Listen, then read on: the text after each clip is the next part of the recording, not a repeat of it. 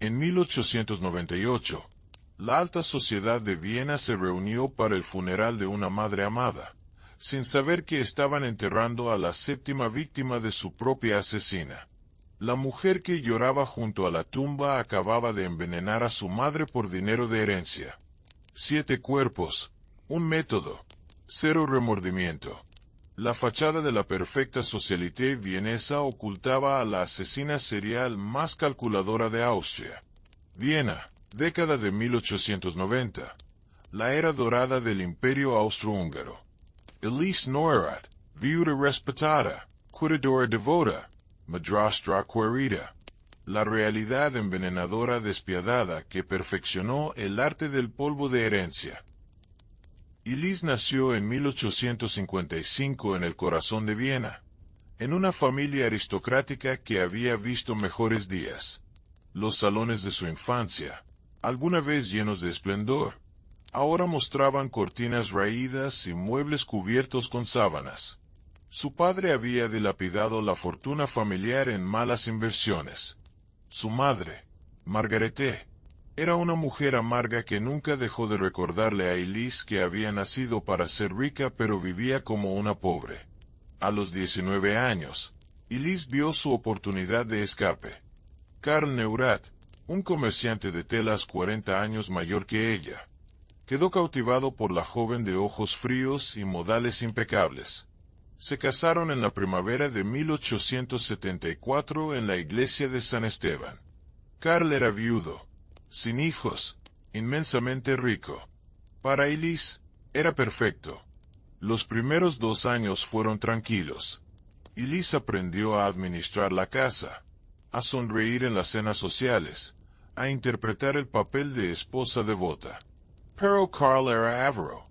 Le daba apenas lo suficiente para los gastos del hogar. El resto de su fortuna permanecía bajo llave, literalmente, en una caja fuerte en su estudio. En el verano de 1876, Karl comenzó a sentirse mal. Náuseas por las mañanas. Dolor de estómago después de las comidas. Calambres que lo doblaban por la mitad. Los médicos diagnosticaron fiebre gástrica, común en Viena durante el verano. Prescribieron reposo y una dieta ligera. Elise se convirtió en su enfermera dedicada. Llevaba personalmente cada comida a su habitación. Té de hierbas por la mañana. Caldo de pollo al mediodía. Agua con limón por la noche. Karl empeoraba cada día. El cabello se le caía a mechones. La piel adquirió un tono grisáceo. Vomitaba violentamente después de cada comida que Elise le preparaba con tanto amor. En septiembre, Karl Neurath murió. Tenía 61 años. El certificado de defunción decía fiebre gástrica aguda. Nadie sospechó nada. Las viudas jóvenes eran comunes en Viena. Las fiebres gástricas también. Elise heredó todo. La casa en el distrito de Josefstadt. La tienda de telas en Mariahilferstrasse. 50.000 gulden en cuentas bancarias. A los 21 años, era rica, hermosa y libre. Pero algo más había sucedido durante esos meses de enfermedad de Karl. Elise había hecho un descubrimiento. El arsénico blanco que había comprado en la farmacia para eliminar ratas era perfecto. Inodoro, insípido, fácil de mezclar en cualquier líquido. Los síntomas imitaban docenas de enfermedades comunes. Y lo mejor de todo, en la década de 1880, no existían pruebas confiables para detectarlo en un cadáver. Había matado a su esposo y nadie lo sabía. Ni siquiera lo sospechaban. El funeral había sido hermoso. Los vecinos la consolaban. Los socios de negocios de Karl la ayudaban con los trámites. Todos veían a una viuda joven y trágica. Nadie veía al monstruo. Elise se estableció en su nueva vida como viuda respetable. Asistía a misa cada domingo en la Karlskirche. Hacía obras de caridad en el Hospital de San Carlos. Organizaba tertulias en su salón para las damas de la alta sociedad. Era, en todos los sentidos, una mujer ejemplar. Pero el dinero no era infinito. Y Elise había probado algo más embriagante que la riqueza, el poder absoluto sobre la vida y la muerte. La sensación de sostener una taza de té y saber que contenía el fin de alguien. La emoción de ver a los médicos perplejos mientras ella sonreía tristemente junto a la cama del moribundo. En 1882, Elise conoció a Friedrich Hartmann en un evento de caridad. Era un banquero de 67 años, viudo desde hacía 5. Sus hijos vivían en Budapest y Praga. Lo visitaban raramente. Friedrich estaba solo, aburrido, ansioso por compañía. Elise le ofreció exactamente eso. Comenzaron a verse para el té, luego para cenas. Friedrich se enamoró de la viuda encantadora, 30 años más joven que él. Le proponía matrimonio cada mes. Elise siempre decía que aún estaba de luto por Karl, pero que quizás, con tiempo, podría considerar volver a casarse. No tenía intención de casarse con Friedrich. El matrimonio significaba perder control. Significaba que los hijos podrían impugnar cualquier herencia. En cambio, Elise lo convenció de otra cosa, incluirla en su testamento como beneficiaria de la mitad de su patrimonio. Por su amistad invaluable y cuidados constantes. Friedrich, completamente cautivado, aceptó. Modificó su testamento en mayo de 1882. En junio, comenzó a sentirse mal. Los mismos síntomas que había tenido Karl. Náuseas, vómitos, dolor abdominal, pérdida de cabello.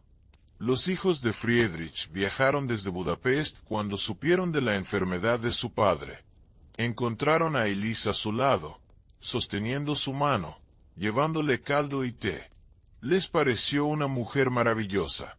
Su padre había tenido suerte de encontrar tal compañía en sus últimos años, porque todos asumían que eran sus últimos años. Friedrich tenía casi 70. La gastritis crónica era común a esa edad. Los médicos sacudían la cabeza con pesar pero sin sorpresa. Friedrich Hartmann murió en noviembre de 1882, después de 6 meses de sufrimiento constante. Sus hijos lloraron en el funeral. Elise también lloró. Lágrimas reales que había perfeccionado frente al espejo. Heredó 40.000 gulden. Los hijos nunca cuestionaron el testamento. Su padre había sido un hombre generoso, decían. Y la señora Neurath había sido tan buena con él. Elise esperó 3 años antes del siguiente. No por remordimiento o miedo, sino por estrategia. 2 muertes cercanas podrían generar preguntas. 3 muertes espaciadas parecían simple mala suerte.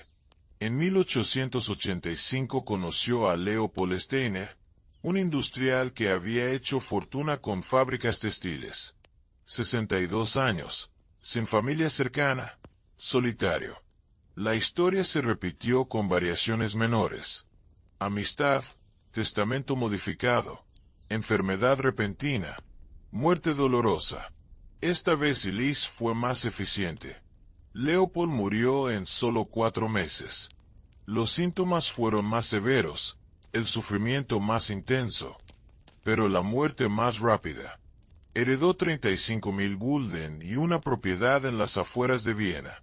Ahora tenía 3 maridos o amantes muertos.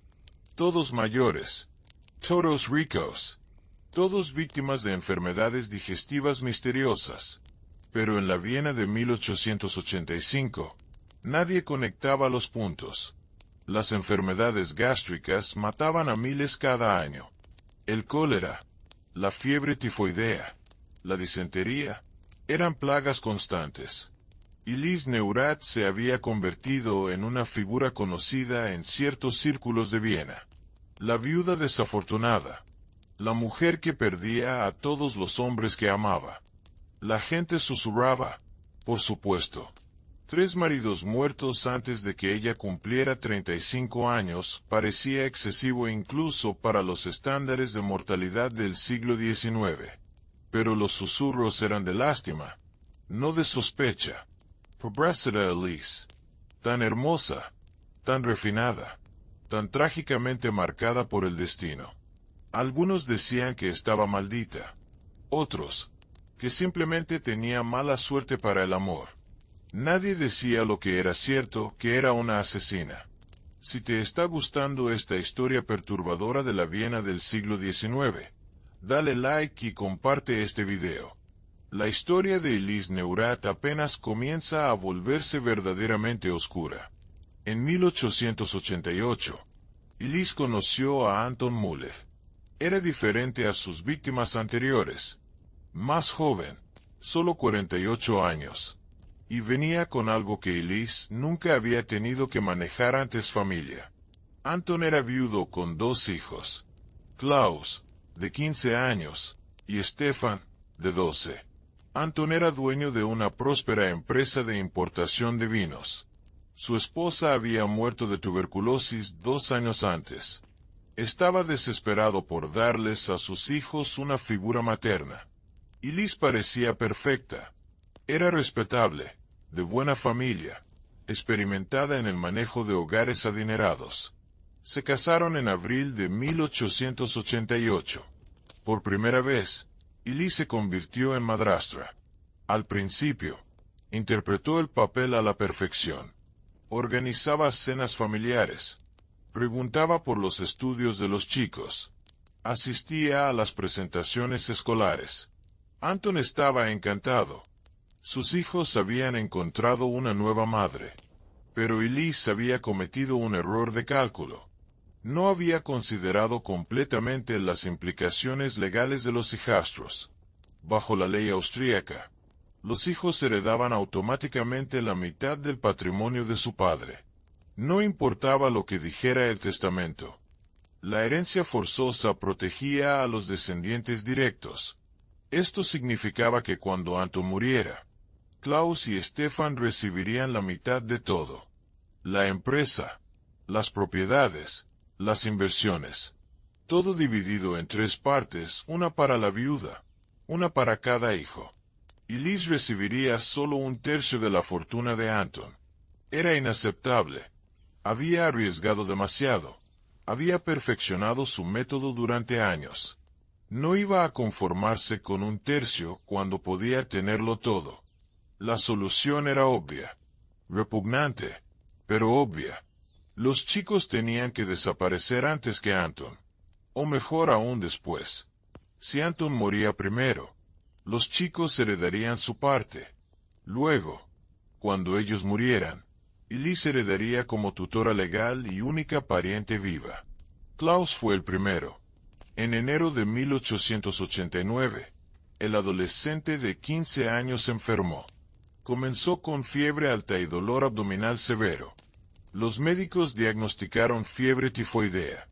Era una epidemia ese invierno en Viena. Cientos de casos, docenas de muertes. Elise cuidaba a Klaus día y noche. Le llevaba caldo, té, agua fresca. Anton estaba conmovido por la dedicación de su esposa hacia su hijastro. Stefan también. La familia se unió en la tragedia. Todos excepto Klaus, que empeoraba cada día. En 2 semanas, Klaus Müller estaba muerto. Tenía 15 años. El funeral fue devastador. Anton lloraba desconsoladamente. Stefan estaba en shock. Elise sostenía a ambos, lloraba con ellos, rezaba con ellos. Nadie sospechaba que las manos que consolaban a Stefan eran las mismas que habían vertido arsénico en la sopa de su hermano. Pero Elise no podía matar a Stefan inmediatamente. Sería demasiado sospechoso. 2 hijos muertos en secuencia levantaría preguntas incluso en la Viena del siglo XIX. Necesitaba esperar. Necesitaba paciencia. Así que cambió su estrategia. Primero Anton, luego Stefan. Si el padre moría de causas naturales, nadie sospecharía cuando el hijo enfermara meses después. El trauma de perder a un padre podía debilitar el sistema, dirían los médicos. El dolor podía enfermar a la gente. En mayo de 1891, Anton comenzó su declive. Elise había perfeccionado su técnica. Dosis pequeñas, administradas consistentemente. Lo suficiente para enfermar, no lo suficiente para matar rápidamente. Quería que durara. Quería que pareciera una enfermedad crónica, no un envenenamiento agudo. Anton creía que tenía gastritis crónica. Los médicos estaban de acuerdo. Prescribieron dieta blanda, reposo, medicamentos para el dolor. Nada funcionaba. Anton perdía peso semana tras semana. Su piel adquirió un tono amarillento. El cabello se tornó quebradizo y comenzó a caerse. Elise le llevaba su brandy favorito cada noche. Era su único placer, decía Anton. Su única alegría en medio del dolor constante. El brandy estaba mezclado con arsénico. Cada sorbo lo acercaba más a la muerte. En agosto de 1891, Anton Müller murió en su cama. Tenía 51 años. Stefan, ahora de 14, había perdido a su madre, su hermano y su padre en menos de 5 años. Solo le quedaba Elise, su madrastra, su tutora legal, la única familia que conocía. Elise heredó la mitad del patrimonio de Anton. La otra mitad pertenecía a Stefan, pero Stefan era menor de edad. Elise controlaba su herencia hasta que cumpliera 21 años. 7 años de control total. Excepto que Elise no tenía intención de esperar 7 años. Durante 2 años, interpretó el papel de madre afligida pero devota. Mandó a Stefan a un internado en Salzburgo. Lo visitaba cada mes, siempre con regalos, siempre con sonrisas. Stefan la adoraba. Era lo único estable en su vida destrozada. En el verano de 1893, Stefan regresó a casa para las vacaciones. Tenía 16 años, casi un hombre. Estaba emocionado por pasar tiempo con Elise. Ella había prometido llevarlo a la ópera, al Prater, a todos sus lugares favoritos en Viena. En julio, Stefan enfermó. Los síntomas eran familiares: náuseas, vómitos, dolor abdominal. Los médicos pensaron que era una intoxicación alimentaria, común en verano. Stefan se recuperaría pronto, aseguraron a Elise. Pero Stefan no se recuperó. Empeoraba cada día. Deliraba con fiebre. Pedía por su madre muerta, por su padre muerto, por su hermano muerto. Elise sostenía su mano y le susurraba que pronto estaría con ellos. Stefan Müller murió el 3 de agosto de 1893. Había llamado a Elise madre hasta su último aliento. Ella lloró en su funeral con lágrimas que podrían haber convencido al mismísimo Dios. Ahora lo tenía todo. La fortuna de Anton, la herencia de Stefan, las pólizas de seguro de ambos. Había asesinado a toda su familia adoptiva en 4 años. Un marido y 2 hijastros. Niños que habían confiado en ella, que la habían llamado madre. Y Elise Neurath no sentía absolutamente nada, excepto satisfacción por un plan ejecutado a la perfección. Los años siguientes fueron prósperos para Elise. Consolidó sus riquezas, invirtió sabiamente. Se convirtió en una de las viudas más adineradas de Viena. Tenía 40 años y aparentaba menos. Era respetada, admirada, incluso envidiada. Pero había un problema persistente en su vida. Su madre, Margarete, había enviudado en 1895. El padre de Elise, después de décadas de malas decisiones financieras, había muerto dejando solo deudas y una propiedad ancestral hipotecada hasta el techo. Margarete no tenía dónde ir. Así que fue a vivir con su hija, a la mansión que Elise había comprado en el Ringstrasse con el dinero de Anton. Margarete llegó en septiembre de 1895 con 3 baúles de ropa y una actitud de superioridad que hacía rechinar los dientes de Elise. La relación entre madre e hija nunca había sido cálida. Margarete era crítica, amarga, resentida de que Elise hubiera logrado la riqueza que ella había perdido. Constantemente encontraba fallas. La casa no estaba decorada apropiadamente. Los sirvientes eran irrespetuosos. La comida no era lo suficientemente refinada. Pero lo que realmente enfurecía a Elise era otra cosa. La propiedad ancestral. Técnicamente, aún pertenecía a Margarete. Era lo único que quedaba del patrimonio familiar. Un viejo palacete en Dublín, deteriorado pero valioso por su ubicación. Margarete se negaba a transferírselo a Elise. Es mi seguro, decía Margarete. Mi garantía de que no me echarás a la calle como a una pordiosera. Como si Elise necesitara recordatorios de que su madre no confiaba en ella. Como si Margarete intuyera algo oscuro en su hija pero no pudiera identificar exactamente qué. Elise aguantó durante meses. Sonreía ante las críticas. Asentía ante los sermones. Soportaba las comparaciones constantes con las hijas de otras familias que eran más devotas, más respetables, más dignas. Pero su paciencia tenía límites. En marzo de 1896, Elise tomó una decisión. Su madre tenía que morir. No solo por la herencia, aunque la propiedad en Dublín valía una fortuna, sino porque Margarete la estaba volviendo loca.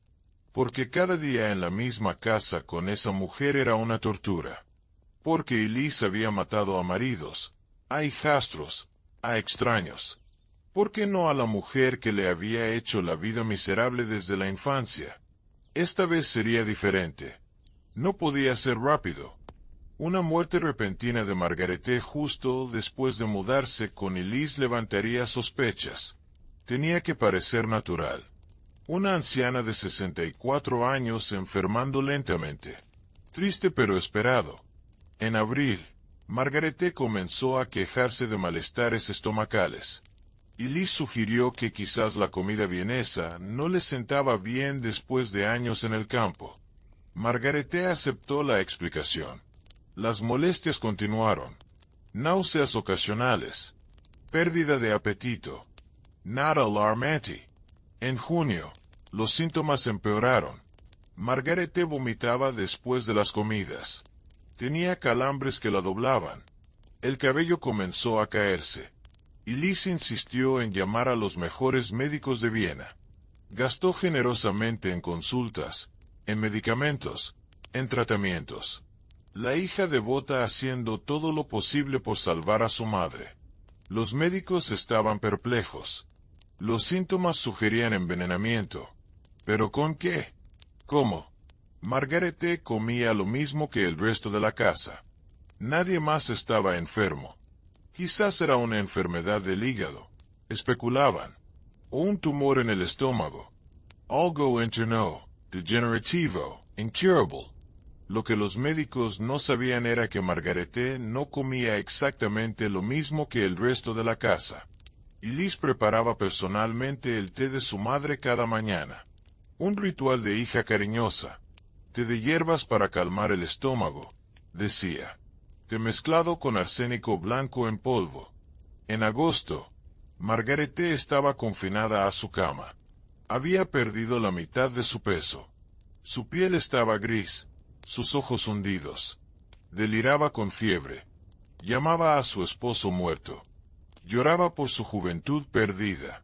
Elise se sentaba junto a su cama durante horas, sosteniendo su mano, murmurando palabras de consuelo. Los sirvientes comentaban entre ellos qué hija tan maravillosa era la señora Neurat. Qué paciencia tenía. Qué amor. Sacrificaba su vida social, sus propias necesidades, para cuidar a su madre enferma. Era inspirador, realmente. Deja tu país y ora en los comentarios. Es fascinante ver de dónde nos ven mientras descubrimos estas historias oscuras de la historia. Margarete murió el 15 de septiembre de 1896. Tenía 64 años. La causa oficial de muerte falla orgánica múltiple debido a enfermedad degenerativa no especificada. En otras palabras, los médicos no tenían idea de que la había matado, pero estaban seguros de que había sido algo natural. El funeral fue espectacular. Elise no escatimó en gastos. Flores importadas de Italia. Musicos de la Ópera de Viena. Un féretro de caoba con incrustaciones de plata. La hija demostraba su amor por su madre hasta el final. Lloraba con tanto sentimiento que varias damas en el funeral tuvieron que consolarla. Mientras las lágrimas corrían por su rostro, Elise calculaba mentalmente su nueva fortuna. La propiedad en Dublín ahora era suya. Las pocas inversiones que Margarete había mantenido, suyas. Las joyas familiares, suyas. Todo sumado a su ya considerable riqueza de maridos anteriores. A los 41 años, Elise Neurath era una de las mujeres más ricas de Viena. Propiedades en 3 distritos. Inversiones en bancos y empresas. Joyas que rivalizaban con las de la aristocracia. Y nadie, absolutamente nadie, sospechaba cómo había construido su fortuna. 7 personas habían muerto. 3 maridos o amantes. 2 hijastros. Su madre. Todos envenenados con el mismo método. Todos diagnosticados con enfermedades naturales. Todos enterrados con honores, lamentados por la sociedad vienesa. Especialmente por la pobre viuda Neurath que parecía estar maldecida por el destino. Elise había perfeccionado su arte. Había encontrado la combinación perfecta de paciencia, precisión y actuación. Podía llorar a voluntad. Podía interpretar cualquier emoción que la situación requiriera. Devoción, dolor, desesperación. Todo falso. Todo calculado. Todo diseñado para desviar cualquier sospecha. En los salones de Viena, era un objeto de lástima y admiración. Tantas pérdidas, decían las damas. Y sin embargo, qué fortaleza, qué gracia bajo presión, qué ejemplo de virtud femenina. Si tan solo supieran que la mujer que admiraban había asesinado a su propia madre mientras fingía cuidarla. Pero Elise había cometido un error. Uno pequeño pero fatal. En su arrogancia, en su certeza de que era intocable, no había considerado algo crucial: los registros. Los farmacéuticos de Viena, por regulación municipal, mantenían registros de todas las ventas de sustancias potencialmente peligrosas, incluido el arsénico. Durante más de una década, Elise había comprado arsénico regularmente, de diferentes farmacias, es cierto, usando diferentes excusas. Ratas en el sótano, plagas en el jardín, control de roedores en la propiedad rural, pero siempre con su nombre real. Nunca había pensado que alguien podría cruzar esos registros. Y nadie lo habría hecho, si no fuera por una carta anónima que llegó a la Comisaría Central de Viena en noviembre de 1896. 2 meses después de la muerte de Margarete. La carta era breve, escrita con letra temblorosa, probablemente por alguien mayor. Decía: investiguen a Elise Neurath. Mi prima Margarete murió en circunstancias sospechosas. Demasiadas personas cercanas a esa mujer han muerto. Revisen los registros de farmacias. El inspector Johann Kranz recibió el caso. Era un hombre metódico, escéptico, difícil de impresionar. Había visto suficientes acusaciones anónimas en su carrera para saber que la mayoría eran infundadas. Vecinos resentidos, parientes con envidia, personas con demasiado tiempo y demasiada imaginación. Pero algo en la carta le llamó la atención. La especificidad de la sugerencia sobre los registros de farmacias. Eso no era algo que alguien diría al azar. Kranz decidió hacer algunas verificaciones preliminares. Comenzó con los hechos básicos. Elise Neurath, 41 años, viuda múltiple. 3 maridos muertos. Karl Neurath en 1876, Friedrich Hartmann en 1882, Leopold Steiner en 1885. Luego se había casado con Anton Müller en 1888. Anton había muerto en 1891. Sus 2 hijos también habían muerto: Klaus en 1889, Stefan en 1893. La madre de Elise, Margarete, Había muerto en septiembre de 1896. Krantz hizo los cálculos. 7 muertes en 20 años, todas en el círculo íntimo de una sola mujer. Eso era estadísticamente improbable, incluso en una era de alta mortalidad. Pero improbable no significaba imposible. La gente moría de enfermedades todo el tiempo. Lo siguiente fue revisar las causas de muerte. Krantz solicitó copias de todos los certificados de defunción. Los patrones emergieron inmediatamente. Casi todos mostraban síntomas similares: trastornos gastrointestinales severos, vómitos, diarrea, pérdida de cabello, dolor abdominal. Los diagnósticos variaban: fiebre gástrica, gastritis crónica, fiebre tifoidea, falla orgánica. Pero los síntomas eran notablemente consistentes. Krantz sabía reconocer un patrón cuando lo veía. Y esto era un patrón. Ahora necesitaba evidencia. Siguió la sugerencia de la carta anónima. Contactó a todas las farmacias en un radio de 5 kilómetros de las residencias de Elise Neurat. Solicitó registros de compras de arsénico durante los últimos 15 años.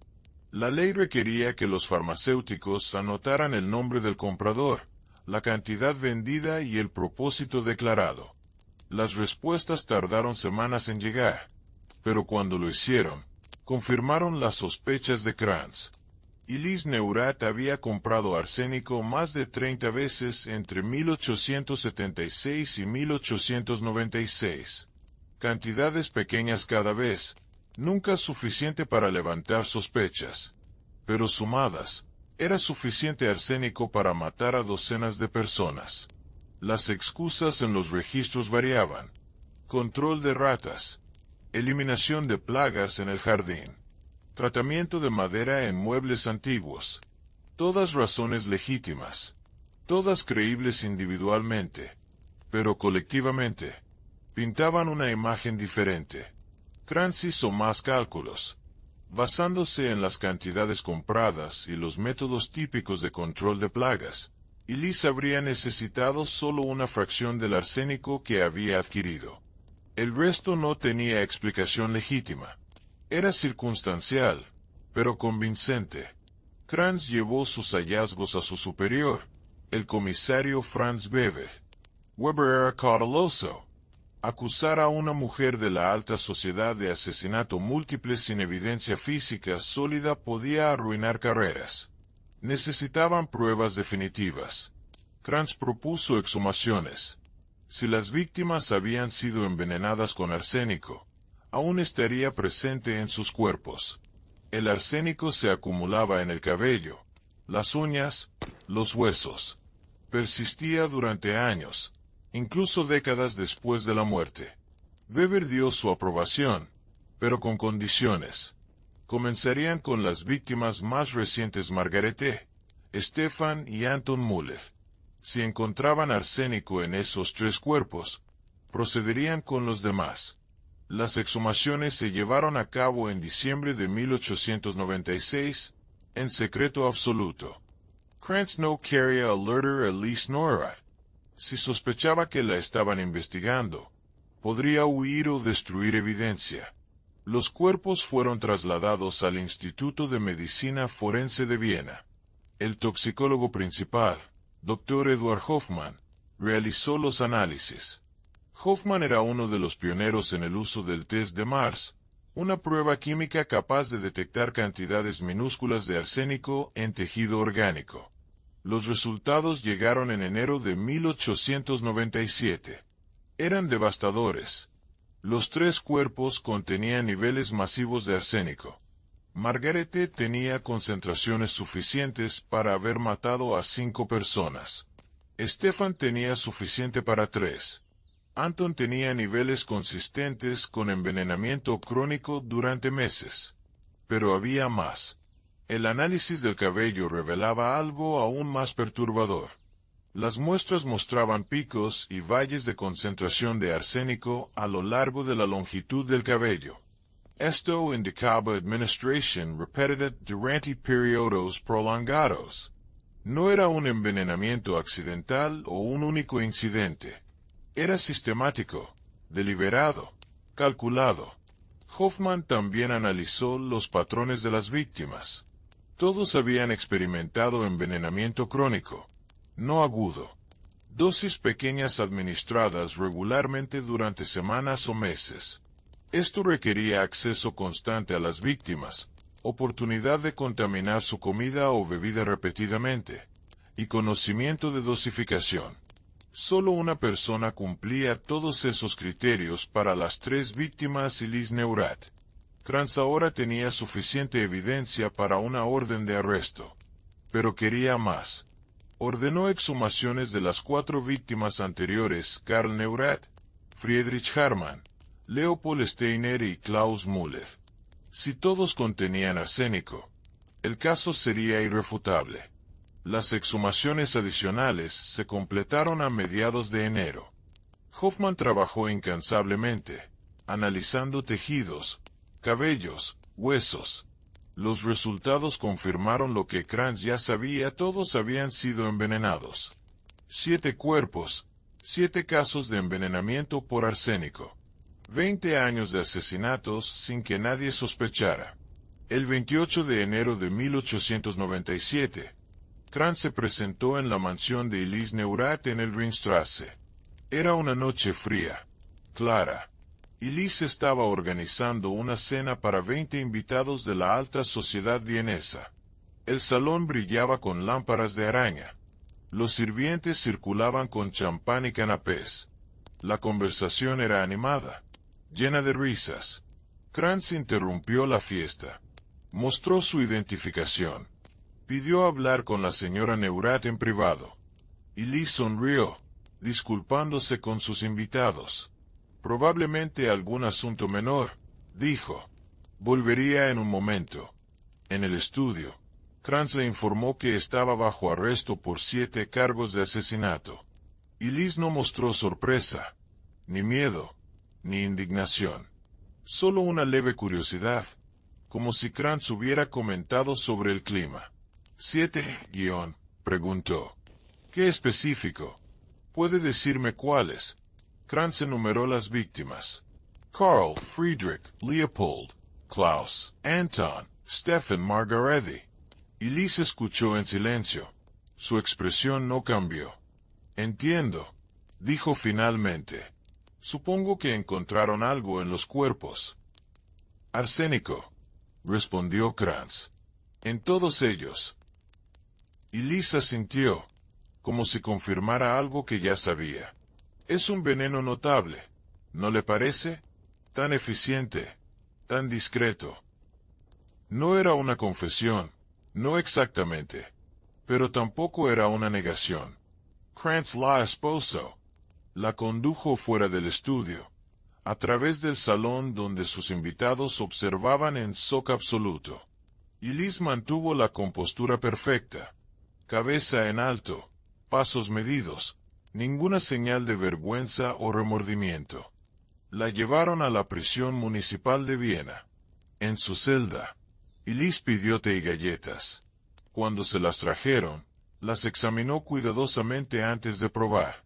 Los guardias encontraron esto divertido. La envenenadora temía ser envenenada. Si estás siguiendo esta historia inquietante, dale like y compártela. La historia de Elise está llegando a su dramático final.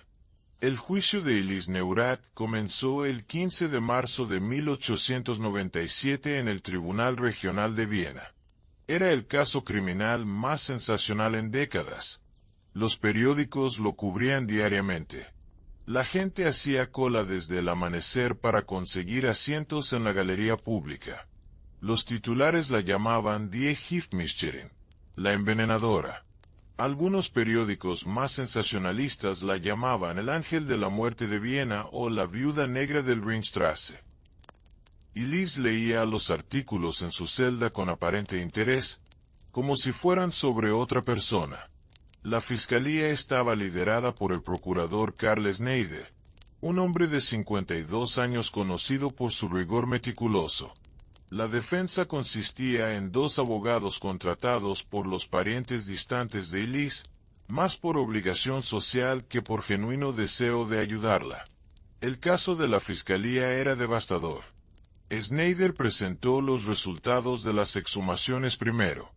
El doctor Hoffman testificó durante 2 días completos, explicando en detalle técnico cómo había detectado el arsénico, qué concentraciones había encontrado, qué patrones había observado en los tejidos. Luego vinieron los registros de farmacias. 32 compras de arsénico en 20 años. Snyder había preparado un gráfico visual mostrando las fechas de compras superpuestas con las fechas de las enfermedades de las víctimas. La correlación era escalofriante. Cada muerte estaba precedida por múltiples compras de arsénico en las semanas previas. Los testimonios de los médicos que habían tratado a las víctimas fueron igualmente condenatorios. Todos describían los mismos síntomas: vómitos severos, diarrea, calambres abdominales, pérdida de cabello. Síntomas que ahora reconocían como envenenamiento clásico por arsénico, pero que en su momento habían atribuido a enfermedades comunes. Snyder también presentó una línea de tiempo financiera. Mostró exactamente cuánto había heredado Elise de cada víctima. Los números eran asombrosos. En total, había acumulado más de 200.000 gulden, equivalente a varios millones en moneda actual. Cada muerte había sido seguida por una ganancia financiera sustancial para Elise. Pero quizás los testimonios más devastadores vinieron de los sirvientes. La cocinera de la casa Muller testificó que Elise siempre insistía en preparar personalmente ciertos alimentos para Anton y los niños. El té de la mañana de Anton. El caldo de Stefan cuando estaba enfermo. Las comidas de Klaus durante su última enfermedad. La doncella de Margarete recordaba cómo Elise preparaba el té de hierbas de su madre cada mañana. Sin excepción. Nunca permitía que nadie más lo hiciera, testificó la mujer. Decía que era su forma especial de mostrar amor filial. Los testimonios pintaban una imagen de control total. Elise había orquestado cada aspecto del cuidado de sus víctimas, asegurándose de tener acceso exclusivo a su comida y bebida en los momentos cruciales. La defensa intentó argumentar enfermedad mental. Presentaron a 2 psiquiatras que testificaron sobre histeria femenina y melancolía crónica. Sugirieron que Elise sufría de delirios, que quizás no comprendía completamente sus acciones. Era una estrategia desesperada y no funcionó. Cuando Elise tomó el estrado para testificar, destruyó cualquier argumento de insanidad con su propio comportamiento. Habló con claridad, precisión y calma absoluta. Respondió cada pregunta directamente. No mostró confusión, ni delirio, ni ningún signo de enfermedad mental. Era, de hecho, la persona más cuerda en la sala del tribunal. Schneiderlein Rogo, de Randy Horace. ¿Compró arsénico en la farmacia Hoffman en abril de 1891? Preguntaba. Sí, respondía Elise. ¿Para qué propósito? Eliminación de ratas, según les dije. Pero no era realmente para ratas, ¿verdad, señora Neurat? Eso es lo que dije en ese momento. No confesaba, pero tampoco negaba. Sus respuestas eran técnicamente verdaderas, pero moralmente vacías. El público en la galería observaba fascinado y horrorizado. Esta mujer había asesinado a 7 personas, incluidos niños y su propia madre, y hablaba de ello como si discutiera el menú de la cena. Cuando Snyder le preguntó directamente si había envenenado a sus víctimas, Elise respondió: los fiscales han presentado su evidencia. El tribunal decidirá. Pero usted sabe la verdad, señora Neurat. ¿Los envenenó? Elise lo miró directamente a los ojos. Por primera vez durante el juicio, algo parecido a una emoción cruzó su rostro. Una sonrisa ligera, apenas perceptible. Todos murieron, ¿no es cierto? Eso es lo único que importa. El tribunal quedó en silencio. Esa respuesta, más que cualquier confesión, reveló la profundidad de su frialdad. No sentía culpa, no sentía remordimiento, apenas reconocía que había hecho algo malo. Los abogados defensores intentaron recuperarse argumentando que la falta de emoción de Elise era evidencia de enfermedad mental. Pero el fiscal presentó contratestimonios. Vecinos y conocidos describían cómo Elise podía llorar a voluntad, mostrar alegría, interpretar cualquier emoción que la situación requiriera. No era incapaz de emoción, era selectiva sobre cuándo mostrarla. El Dr. Hoffman volvió al estrado para refutar las afirmaciones de insanidad. Esta mujer calculó dosificaciones precisas durante años, explicó. Sabía exactamente cuánto dar para enfermar sin levantar sospechas inmediatas. Eso requiere inteligencia, planificación, comprensión de causa y efecto. No es el comportamiento de alguien mentalmente incompetente. La fase de evidencia del juicio duró 5 semanas. Cada día traía nuevas revelaciones horribles. Los periódicos publicaban transcripciones completas. La gente las leía con fascinación morbosa. Elise Neurath se había convertido en la mujer más infame de Europa. Los argumentos finales comenzaron el 15 de abril. Snyder habló durante 4 horas, resumiendo metódicamente la evidencia contra Elise. Describió cada asesinato en detalle cronológico. Mostró las fotos de las víctimas, hombres que habían confiado en ella, niños que la habían llamado madre, una mujer mayor que la había dado a luz. 7 vidas, dijo Snyder, su voz temblando de emoción contenida. 7 seres humanos que confiaron en esta mujer, que la amaron, que creyeron que ella los cuidaba, y ella los envenenó lentamente, dolorosamente, mientras fingía devoción. No hay palabra en nuestro idioma que capture adecuadamente la profundidad de esta traición. La defensa argumentó clemencia basándose en el género de Elise. Las mujeres, dijeron, eran criaturas más débiles, más susceptibles a influencias oscuras, menos responsables de sus acciones. Era un argumento común en la época, pero sonaba hueco incluso para los estándares del siglo XIX. Elise Neurath no era una víctima de nada excepto su propia codicia y crueldad.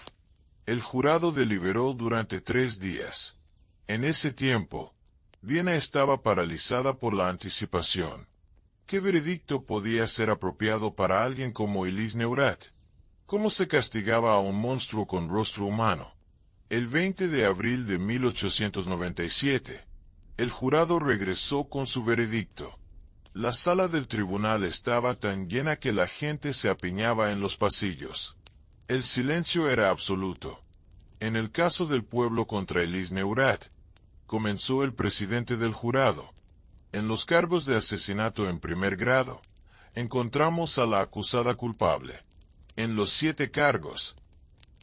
Un murmullo recorrió la sala. Elise no reaccionó. Permanecía sentada, mirando al frente, sus manos dobladas calmadamente en su regazo. El juez Germán Vogel procedió a la sentencia. Era un hombre de 60 años, juez durante 3 décadas, conocido por su ecuanimidad. Pero cuando se dirigió a Elise, su voz temblaba de ira contenida. Señora Neurath, comenzó. En todos mis años en el tribunal, nunca he encontrado a alguien tan completamente desprovisto de humanidad. Ha asesinado a 7 personas por dinero. No en momentos de pasión o bajo provocación, sino fríamente, deliberadamente, durante años. Ha traicionado cada confianza, roto cada vínculo sagrado. Ha asesinado a niños que la llamaban madre. Ha asesinado a su propia madre mientras fingía cuidarla. Vogel pausó, reuniendo compostura. La ley me da solo una opción para crímenes de esta magnitud. Lo que usted ha hecho merece la pena máxima permitida bajo la ley austríaca. La sala esperó. Todos conocían el veredicto, pero necesitaban escucharlo oficialmente. Por lo tanto, la sentencia a muerte por ahorcamiento. Que Dios tenga piedad de su alma, porque la ley no puede. Y Liz finalmente reaccionó. No con miedo o desesperación, sino con curiosidad práctica. Se volvió hacia uno de sus abogados y le preguntó, en voz lo suficientemente alta para que la sala la escuchara, ¿cuándo sirven la última comida? Incluso después de ser condenada a muerte, Elise Neurath pensaba en logística, en detalles prácticos, en todo excepto en la enormidad de lo que había hecho. La llevaron de regreso a prisión. En las semanas siguientes, varios periodistas solicitaron entrevistas. Elise aceptó algunas. Sus respuestas solo profundizaron el horror público. Un periodista le preguntó si sentía remordimiento. ¿Por qué debería? Respondió. Todos murieron sin mucho sufrimiento. Fui misericordiosa en mi método. Le preguntaron sobre los niños. Klaus y Stefan. Eran obstáculos. Dijo simplemente. Nada personal. Solo negocios. Sobre su madre. Ella me hizo miserable durante años. ¿Por qué debía soportarlo más cuando tenía el poder de detenerlo? No había arrepentimiento. No había introspección. No había reconocimiento de que había hecho algo moralmente atroz. Para Elise, sus víctimas eran simplemente problemas que había resuelto eficientemente. Los psiquiatras la examinaron repetidamente, fascinados por su psicología. La mayoría concluyó que no estaba loca en el sentido legal. Comprendía la diferencia entre bien y mal. Simplemente no le importaba. Era, en lenguaje moderno, una psicópata perfecta. Dale like y comparte si esta historia te ha impactado. Quedan solo los momentos finales de Elise Neurath. La ejecución estaba programada para el 12 de agosto de 1897. En los meses previos, Elise mantuvo su rutina en prisión con regularidad meticulosa.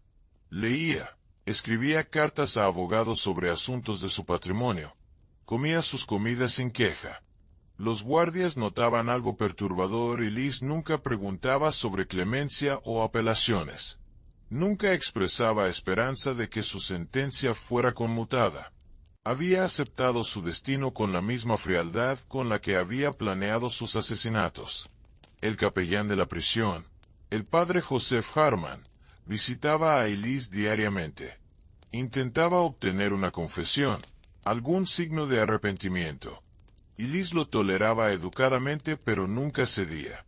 Padre, le dijo una vez, si Dios existe y me juzga, eso es su prerrogativa. Yo ya he hecho mi propio juicio sobre mi vida, y no encuentro fallas. En la noche del 11 de agosto, Elise pidió su última comida.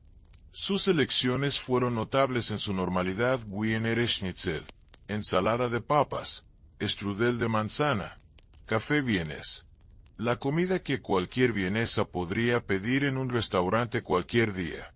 La comió metódicamente, saboreando cada bocado, comentando sobre la calidad de la preparación. El padre Harman estaba presente.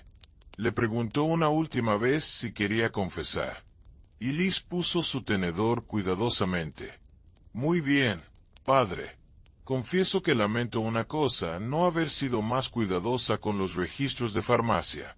Todo lo demás, lo haría exactamente igual. No era la confesión que Harman esperaba, pero era la única que obtendría. La mañana del 12 de agosto amaneció gris y fría. Elise fue despertada a las 5 de la mañana. Se vistió con el vestido negro que había solicitado. Se peinó cuidadosamente. Se examinó en el pequeño espejo de su celda, ajustando algunos mechones de cabello. ¿Cómo me veo, preguntó a la guardia femenina. La mujer, sorprendida por la pregunta, tartamudeó que se veía bien. Elise sintió satisfecha. Es importante mantener la dignidad hasta el final. La llevaron al patio de ejecución a las 6 de la mañana. Un grupo pequeño estaba presente: funcionarios del tribunal, el verdugo, algunos periodistas, el padre Harman. Las ejecuciones públicas habían sido prohibidas años atrás, pero aún había testigos oficiales. La horca estaba en el centro del patio. Una structure simple, functional. El verdugo, un hombre llamado Franz Weber, era profesional y eficiente. Había realizado más de 50 ejecuciones en su carrera. Elise caminó hacia la horca sin ayuda. Sus pasos eran medidos, su postura erguida. No temblaba, no lloraba, no mostraba ningún signo de miedo. Los testigos comentarían después que parecía estar caminando hacia un evento social, no hacia su muerte. Weber le leyó la sentencia oficial una última vez. Le preguntó si tenía últimas palabras. Elise miró alrededor del patio, a los rostros que la observaban. Luego habló, su voz clara y firme. No lamento nada. Todos eran obstáculos en mi camino. Hice lo que era necesario. Si la sociedad me juzga por ello, que así sea. Pero yo no me juzgo a mí misma. Hizo una pausa. Luego añadió una cosa más. La gente debería tener más cuidado en quien confían. Yo les di todas las señales. Simplemente no quisieron verlas. Eran palabras frías, incluso en el momento de su muerte. No pedía perdón ni ofrecía arrepentimiento. Culpaba a sus víctimas por confiar en ella. Weber colocó la capucha sobre su cabeza. Posicionó el lazo alrededor de su cuello. Elise no resistió, no se movió. Permaneció perfectamente quieta. A las 6:17 de la mañana del 12 de agosto de 1897, la trampa se abrió. Elise Neurath cayó. Su cuello se rompió instantáneamente. La muerte fue rápida, más misericordiosa de lo que ella había mostrado a cualquiera de sus víctimas. Su cuerpo permaneció colgado durante la hora requerida por ley. Luego fue bajado, examinado por un médico, declarado muerto. Fue enterrada en la sección no consagrada del cementerio central de Viena, sin lápida, sin marcador. Las autoridades querían que fuera olvidada, pero no fue olvidada. No podía serlo. El caso de Elise Neurath se convirtió en un punto de inflexión en la historia legal y médica de Austria. Las consecuencias fueron inmediatas y duraderas. En 1898, el Parlamento austríaco aprobó lo que los periódicos llamaron la Ley Neurath. Requería que todas las ventas de arsénico y otros venenos fueran registradas en un libro central mantenido por la policía. Los farmacéuticos debían informar compras sospechosas. Las cantidades estaban limitadas. La ley también mandaba autopsias obligatorias en cualquier muerte donde hubiera herencia significativa involucrada y la muerte fuera sospechosa. Ya no sería tan fácil envenenar a alguien y heredar su fortuna sin escrutinio. El doctor Edward Hoffman, el toxicólogo que había detectado el arsénico en los cuerpos, se convirtió en una figura prominente en medicina forense. Sus métodos para detectar venenos se convirtieron en estándar en toda Europa. Escribió un libro sobre el caso Neurath que fue usado como texto en escuelas de medicina durante décadas. El caso también cambió cómo la sociedad veía a las mujeres criminales. Antes de Elise, existía una creencia común de que las mujeres eran incapaces de asesinato premeditado a gran escala. Eran vistas como demasiado emocionales, demasiado débiles, demasiado moralmente superiores para tales crímenes. Elise Neurath destruyó esa ilusión.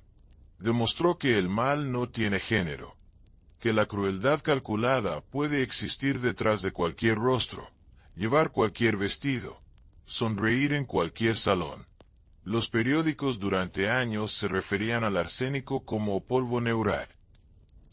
Se convirtió en sinónimo de traición familiar y codicia. Cuando alguien moría en circunstancias sospechosas, la gente susurraba, «otra Neurath». El caso inspiró novelas, obras de teatro, y eventualmente películas. Algunos romantizaban a Elise como una figura trágica, una mujer empujada a la desesperación por la sociedad patriarcal. Pero estos intentos de reinterpretarla nunca resonaron. Los hechos eran demasiado claros, su crueldad demasiado evidente. Ella había asesinado a niños. Había envenenado a su propia madre mientras fingía cuidarla. Había llorado en funerales de personas que ella misma había matado. No había tragedia en Elise Neurath, solo patología. Los descendientes de sus víctimas lucharon durante años para recuperar las propiedades que Elise había heredado.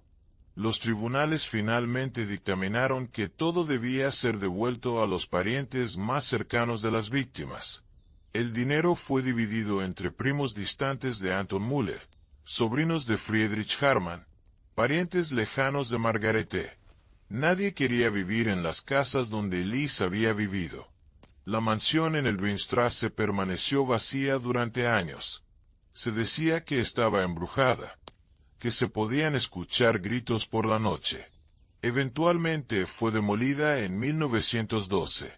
Ahora hay un edificio de oficinas en ese lugar. La propiedad en Dublín fue vendida a un convento. Las monjas la convirtieron en un orfanato, quizás tratando de redimir el lugar con obras de caridad. El orfanato operó hasta 1945, cuando fue destruido durante el bombardeo aliado de Viena. Los expertos en criminología modernos han estudiado a Elise Neurath extensamente. Encaja perfectamente en el perfil de una asesina serial motivada por ganancia.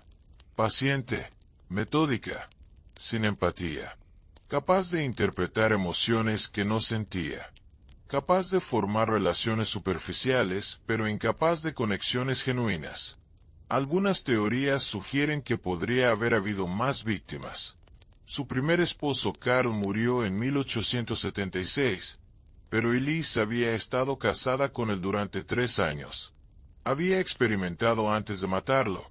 ¿Había practicado con dosis pequeñas? Nunca lo sabremos. También hubo otros que murieron en su círculo social durante esos años. Una tía que dejó a Elise una pequeña herencia en 1888. Un vecino anciano que había nombrado a Elise ejecutora de su testamento en 1894. Ninguno fue exhumado. Ninguno fue investigado. Pero los números sugieren que 7 podría ser un conteo conservador. Lo que sí sabemos con certeza es esto: Elise Neurath envenenó a 7 personas durante 20 años. Acumuló una fortuna equivalente a millones de dólares actuales. Y lo hizo mientras mantenía una reputación impecable en la sociedad vienesa. Sus víctimas confiaron en ella completamente. Klaus y Stefan la llamaban madre. Anton la amaba. Margarete dependía de ella. Friedrich pensaba que era su compañera. Todos murieron creyendo que estaban enfermos de causas naturales, nunca sospechando que la mujer que sostenía su mano los estaba matando. Esa es quizás la parte más perturbadora del caso Neurath. No solo la cantidad de muertes, sino la traición absoluta. El abuso calculado de la confianza. La explotación sistemática del amor y el cuidado. Elise Neurath entendía algo fundamental sobre la naturaleza humana: la gente quiere creer en la bondad.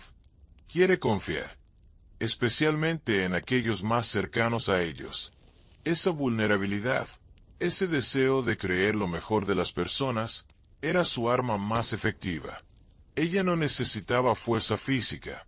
No necesitaba armas obvias.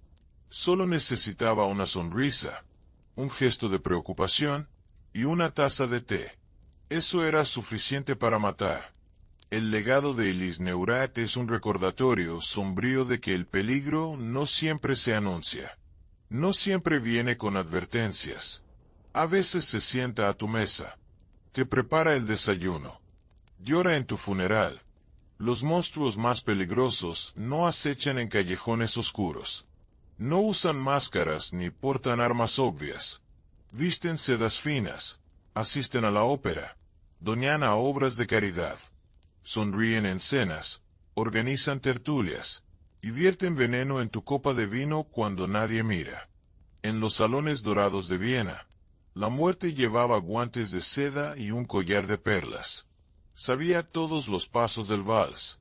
Conocía todas las reglas de la etiqueta social, y usó cada gracia social para ocultar su verdadera naturaleza, hasta que fue demasiado tarde para sus víctimas. Elise Neurath fue ejecutada hace más de un siglo. Pero la lección de su caso permanece urgentemente relevante. El mal no siempre se ve como mal. A veces se ve como cuidado, como amor, como devoción. Y esa es la advertencia final del caso Neurath cuando alguien tiene demasiadas tragedias, cuando demasiadas personas cercanas a alguien mueren en circunstancias similares, cuando las herencias siguen a las muertes con regularidad sospechosa. Tal vez no sea mala suerte. Tal vez sea algo mucho más oscuro. Algo que merece investigación, no simpatía. Algo que merece sospecha, no consolación. El caso sigue siendo una de las historias criminales más estudiadas de la historia austríaca. Un recordatorio de que la civilización y la brutalidad pueden coexistir en la misma persona.